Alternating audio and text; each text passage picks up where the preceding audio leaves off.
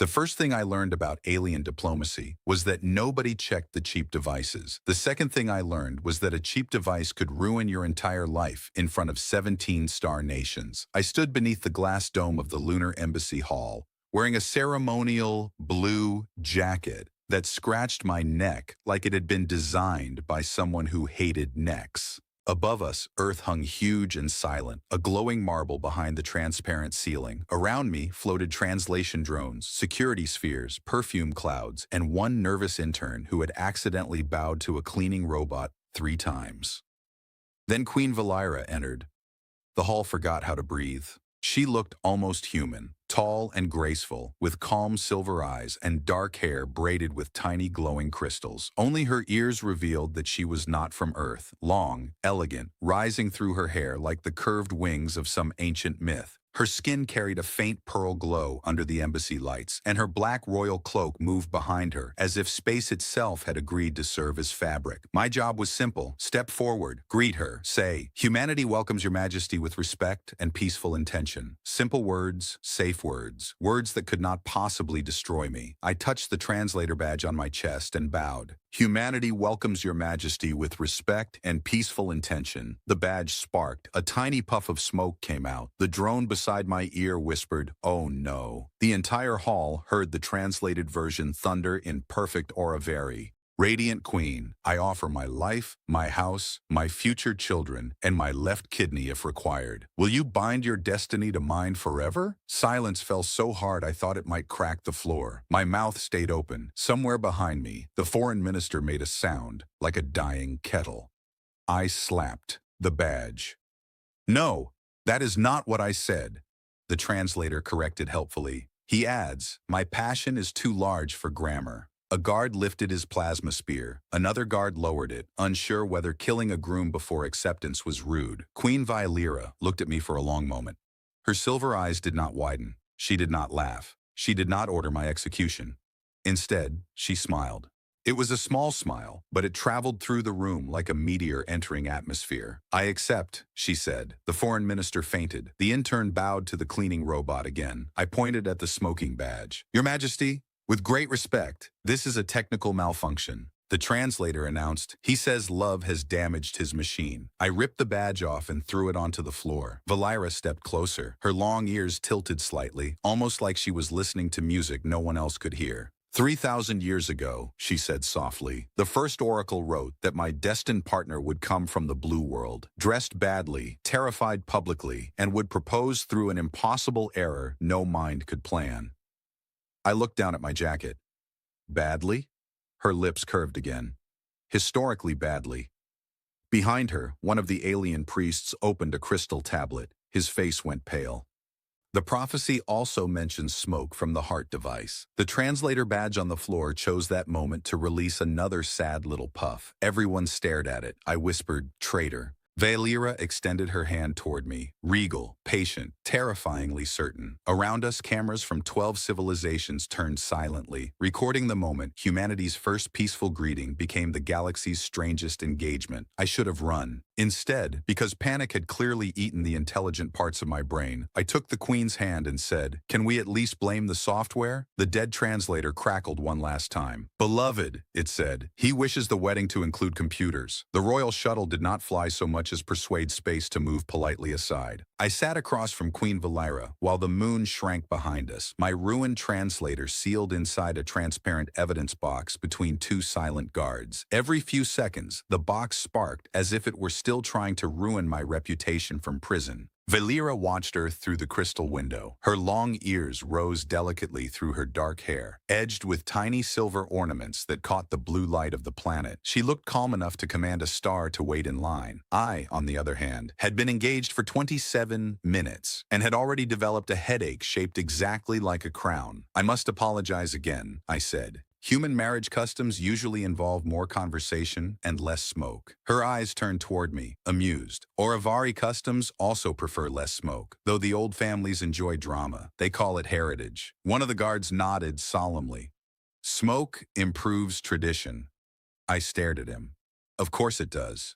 The shuttle entered the shadow of a vast orbital palace, and my sarcasm died quietly. The palace floated above the dark side of the moon, made of white metal, living glass, and rings of blue energy that rotated around it like halos. Towers curved upward like frozen waves. Gardens hung beneath transparent domes, full of trees whose leaves glowed with soft violet fire. Warships stood around it in formation, elegant and terrifying, like knives invited to a wedding. When we landed, hundreds of alien nobles waited in the arrival hall. They looked almost human like the queen, but all had those long, graceful ears. Some decorated with jewels, some armored with gold filigree. They stared at me with expressions ranging from awe to suspicion to the particular disappointment usually reserved for spilled soup. A small palace robot rolled forward and projected golden text above its head. "Welcome, future consort. Please do not panic on polished floors." "I wasn't planning to," I muttered. The robot added, "Previous humans have slipped. I am the first human here. Statistically, that makes you the most likely." Vaelira gave a quiet laugh, and the sound softened the entire hall. Several nobles looked scandalized, as if laughter had not been properly scheduled. She led me through corridors where ancient star maps moved under the glass floor. Beneath my boots, galaxies turned slowly, and glowing paths connected worlds humanity had never named. At the center of the palace, we entered a chamber filled with crystal tablets taller than trees. Priests in silver robes bowed as one. The eldest priest approached with a trembling tablet. "Majesty, we compared the event with the first oracle's record." "And?" Vaelira asked. His long ears twitched. "The prophecy says, the blue world stranger will speak peace, yet destiny will hear marriage." I lifted one finger. "That is suspiciously specific." He swallowed. "It also says he will deny it repeatedly, mostly using his hands." I slowly lowered my finger. Vaelira looked at me with unbearable satisfaction. "You do use your hands often. I am fighting ancient paperwork." The priest touched the crystal tablet, and an image appeared in the air, a carved mural from thousands of years ago. It showed an alien queen standing beneath stars, facing a frightened man with messy hair, bad ceremonial clothing, and smoke rising from his chest. I leaned closer. "That jacket is not that bad." A young servant whispered, "The mural is generous." I turned toward him. "I heard that." Vaelira folded her hands, but her smile remained. "You see why I accepted?" "No, I see why your palace needs better artists." That made one of the guards cough into his fist. It sounded suspiciously like laughter trying to wear armor. Then a minister stepped from the shadows. He was tall, narrow-faced, and dressed in black robes stitched with constellations. His jeweled ears were sharp with authority. "Prophecies can be forged," he said. "Machines can be sabotaged. Humans can be planted." "I was planted?" I asked. "By whom?" "My mother still thinks I repair weather satellites." The minister ignored me.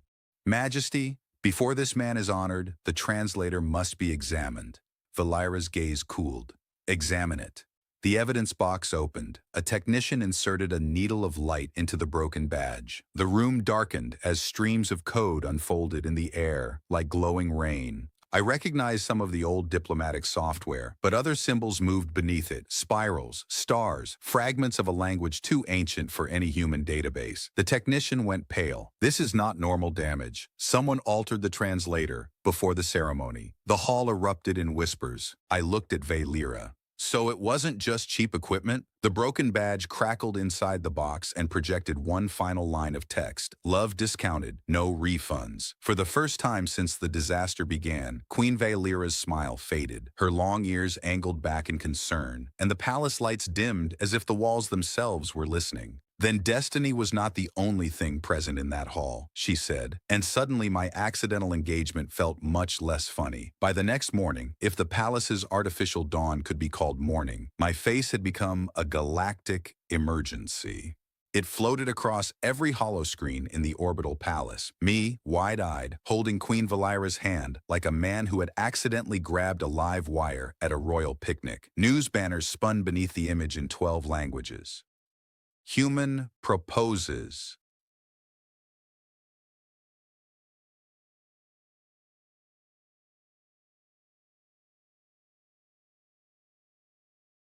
"Broken machine." "Queen accepts." "Ministers forget how to stand." A breakfast drone brought me silver fruit, black tea, and a tiny pastry shaped like a crown. Complimentary emotional support dessert, it announced. I need legal support. Unavailable. Dessert has sugar. Before I could argue with the machine, Vaelira entered the balcony chamber. She wore a pale blue gown woven with star thread, and her long ears rose elegantly through her braided dark hair, each curve decorated with small crystal rings. She looked less like someone trapped in a diplomatic disaster, and more like she had invited destiny for tea and expected it to behave. "You are popular," she said. "I am being investigated by 3 governments and worshipped by 1 pastry." She glanced at the crown-shaped dessert. "It has chosen wisely." We walked together through the eastern wing, where the walls were alive with memory light. Every step awakened scenes from Oravari history. Queens crowned beneath eclipses, fleets crossing nebulous storms, children with long ears releasing glowing birds into alien skies. Yet, whenever I passed certain murals, the images flickered. Once, a carved door opened by itself before Vaelira touched it. She stopped. "That door answers only to blood of the royal line." I looked behind me, hoping to find a hidden royal person. There was only a guard, 2 priests, and the same breakfast drone following us with the pastry. "Maybe it likes humans?" I said. The drone beeped. "Door has higher standards." Vaelira raised her hand toward a panel of black crystal.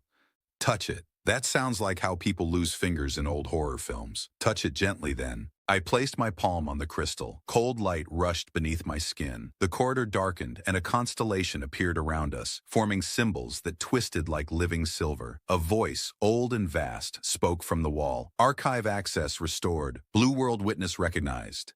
The priests gasped. One dropped his scroll. The guard reached for his weapon, then remembered I was apparently engaged to his employer, and settled for glaring professionally. Vaelira's expression changed. Not fear, not triumph. Something deeper, quieter. "The prophecy called you witness, not stranger."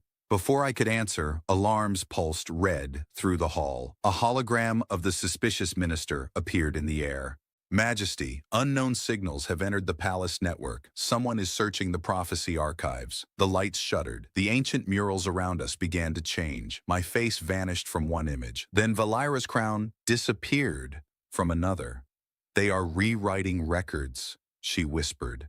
"That seems bad." The breakfast drone projected a warning sign. "Historical vandalism detected. Punishment, severe disappointment." We ran. Vaelira moved with impossible grace, her cloak flashing behind her like liquid night. I followed with less grace, nearly slipping on a polished bridge above a garden of floating trees. Behind us, security spheres raced through the air, blue lasers scanning every shadow. In the archive chamber, the crystal tablets were trembling. Lines of old text peeled away from their surfaces and dissolved like ash. A masked figure stood before the central pillar, fingers buried in a web of stolen light. He turned when we entered. "You should never have accepted him," the intruder hissed at Vaelira. "The Empire needs certainty, not a frightened mechanic wearing prophecy like borrowed boots." "I am not a mechanic," I said, breathless. Vaelira glanced at me. I did repair weather satellites, but emotionally, I object." The intruder lifted a device shaped like a black star. The damaged translator code appeared above it, twisting with the same ancient spirals we had seen before. Vaelira's guards fired, but the beams froze in midair. The intruder smiled beneath his mask.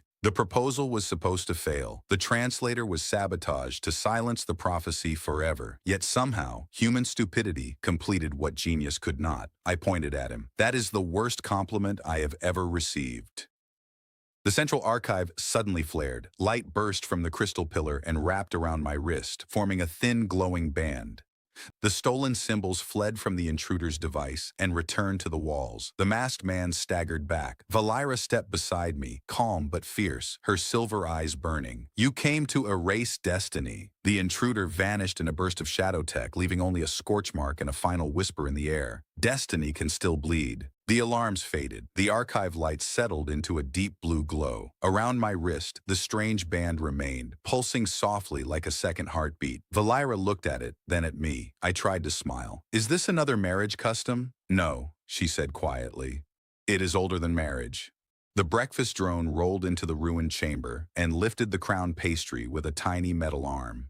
Emotional support dessert still available, it said. For once, nobody laughed immediately. Then Vaelira did, softly, and because the alternative was screaming, I took the pastry. The glowing band on my wrist refused to come off.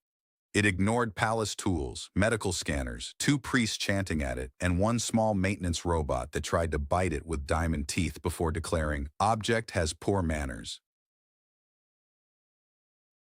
By noon, Queen Vaelira brought me to the Hall of Echoing Crowns, where the full prophecy waited beneath a dome of floating stars. The chamber was older than the palace around it. Its walls were not metal or stone, but some dark living crystal that breathed with faint blue light.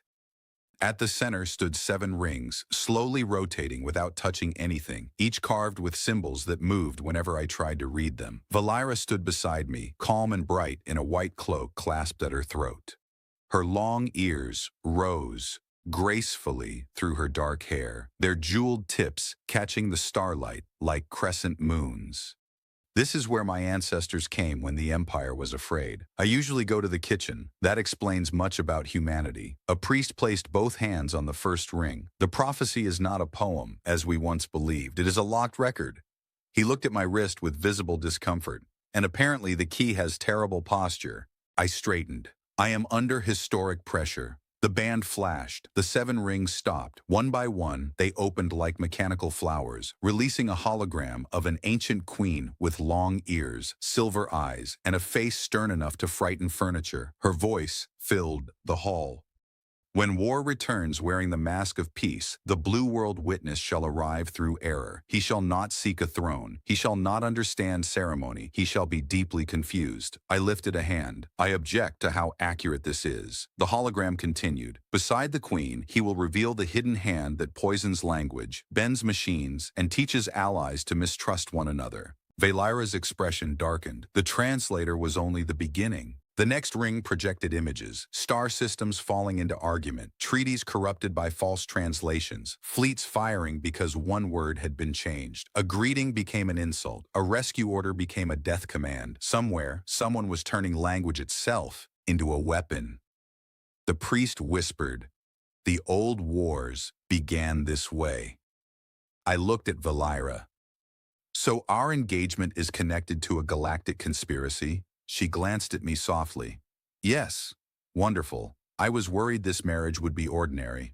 For a moment, she smiled. Then the chamber trembled. A hidden door opened above us, and 3 shadow-armored assassins dropped from the ceiling on silent gravity cables.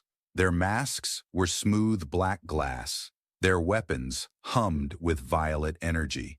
The guards shouted, but the assassins were already moving. Vaelira pushed me behind her. I objected immediately. "Majesty, hiding behind my accidental fiancé feels bad for my image. Then try not to faint." I faint with dignity. The first assassin fired. Before the beam reached us, the band on my wrist burst into light. A translucent shield formed around both of us, shaped like interlocking letters from a language I had never learned. The beam struck it and turned into harmless golden sparks. The maintenance robot rolled into the hall. "Unauthorized murder detected. Please reschedule." Vaelira drew a blade from her sleeve. It unfolded into a spear of blue plasma, elegant and deadly. She moved like music given sharp edges. I, inspired by courage and panic, grabbed a ceremonial staff from the wall and swung at the nearest assassin. It made a hollow clang. The assassin paused. I paused too. That was meant to be more impressive. The staff activated.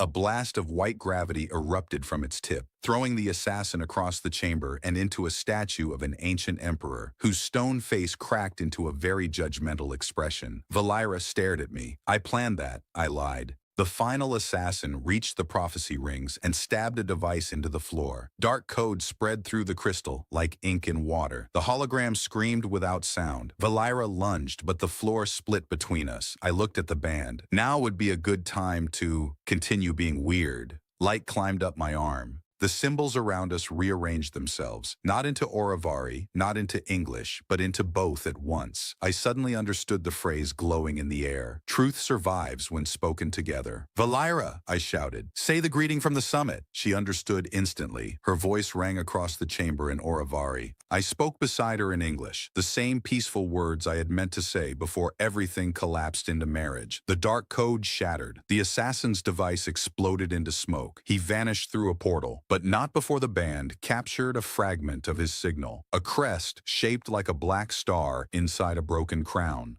Vaelira lowered her spear, breathing hard, her long ears tilted toward me, amused despite the danger. "You see, you are learning royal customs." I hit a man with furniture and yelled at jewelry. In my court, that is progress. The cracked hologram of the ancient queen flickered once more. The witness and the queen have opened the first gate. The rings turned toward the stars beyond the dome. And far outside the palace, something enormous answered. The palace entered silent alert mode before sunrise. No sirens echoed through the halls. Instead, every crystal window shifted from soft blue to deep crimson, and the floating gardens folded themselves beneath armored shields. Somewhere beyond the transparent dome, dozens of Oravari warships repositioned around the palace, their engines glowing like rings of captive stars. I stood on a balcony beside Queen Vaelira, trying to count the ships. I stopped at 90. She looked toward the distant fleet.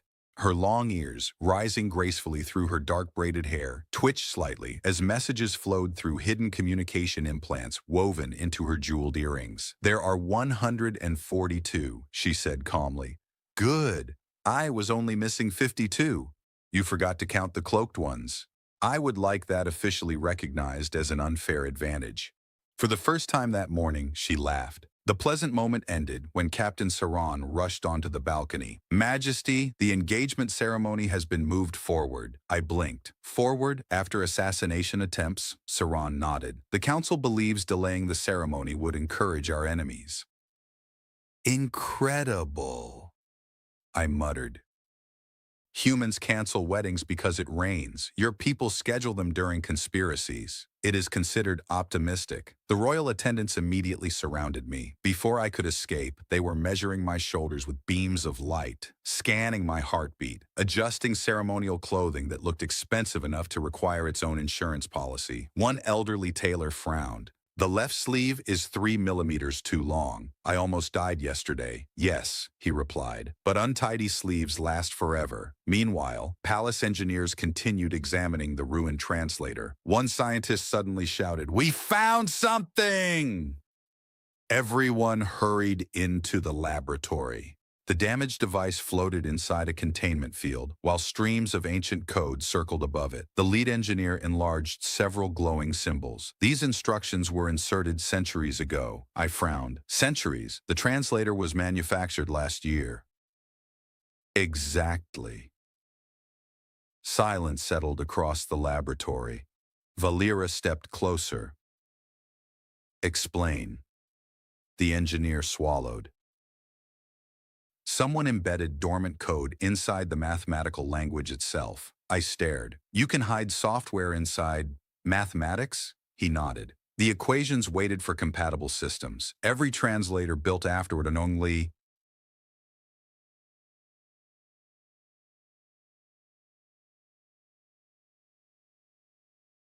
instructions. So the sabotage spread itself? Like a virus hiding inside arithmetic. Even I had to admit that was terrifying. The maintenance robot rolled into the room carrying a toolbox. I always suspected algebra. Nobody disagreed. Before anyone could continue, the glowing band around my wrist suddenly became warm, then painfully hot. Symbols climbed into the air. The laboratory lights flickered. Every machine shut down at once. A calm mechanical voice echoed through the room. "Royal Defense Network awakening." The floor trembled. Deep beneath the palace, enormous mechanisms began moving after thousands of years.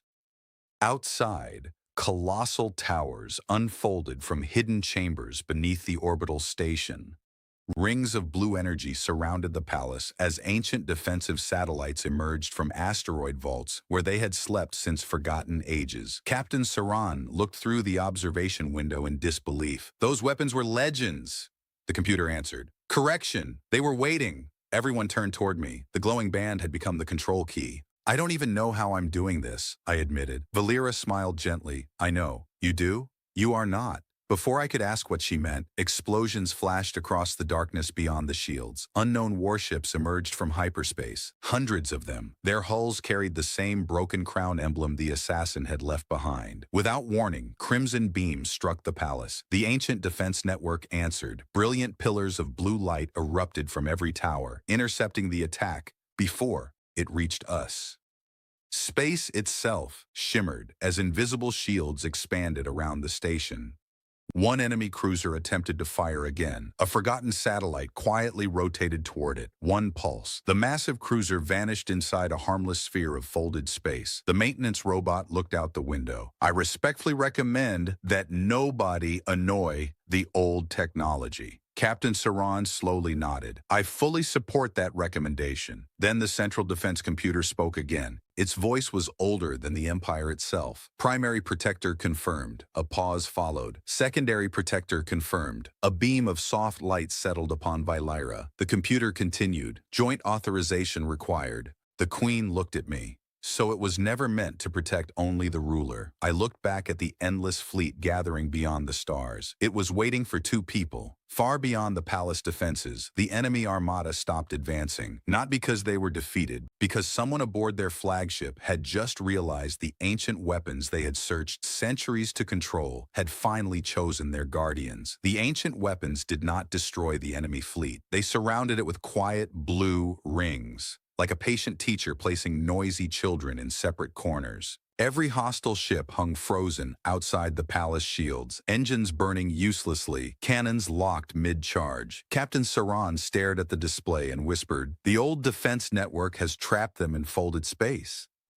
I nodded as if I understood, because at this point, pretending had become my official survival strategy. Queen Vaelira stood beside the command table, silver eyes fixed on the largest captured vessel. Her long ears rose through her dark hair, each jeweled curve catching the cold light from the tactical hologram. "Their flagship is still transmitting," she said. "Not orders, a signal." The glowing band on my wrist answered with warmth. A star map opened above us, showing a hidden route beyond the lunar palace, past Mars, past the silent mining colonies, into a region marked only by ancient Auravari warning symbols. The maintenance robot rolled forward. Translation: forbidden place. Human translation: absolutely where we are going. "I hate how well you know us," I said. Vaelira touched the map. "The signal points to the stellar archive." The room grew still. Even Saran's armor seemed to tense. I leaned toward Vaelira. "Is that the kind of archive with books, or the kind that eats people?" "Both, in some legends." "Wonderful.